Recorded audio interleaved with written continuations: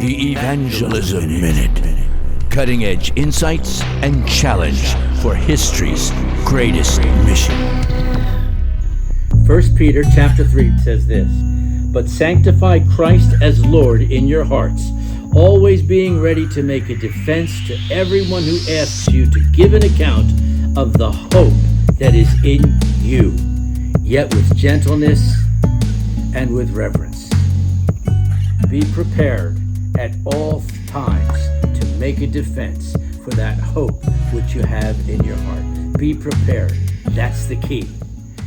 One of the first things we teach a choir is not just the music, but we teach young Christians to learn how to share their testimony. Take a pen, put it to paper, write down your testimony. Organize what Jesus Christ did for you so that you can share it succinctly and powerfully and effectively. One guy said to me, "Well, the book of Luke says if I just open my mouth, the Holy Spirit will fill it." And I said, yeah, but that's when you're delivered in front of kings. So if you get arrested by a magistrate or perhaps captured by the Taliban or Boko Haram, wind up in front of an earthly king, that promise works. But in the meantime, be prepared. Nothing more frustrating than seeing a teen challenge student at their graduation. They take their iPhone and they read their testimony. They talk about how they got off of drugs and how they were working their program and they're celebrating their recovery. They never mention Jesus. Jesus is always the hero of our story. My story, your story, everyone's story. And sharing your testimony isn't just for the lives that you touch.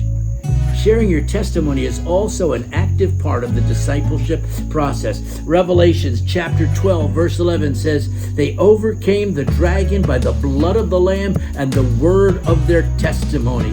Every time you testify, you drive a nail into the coffin of your old life, of your old man.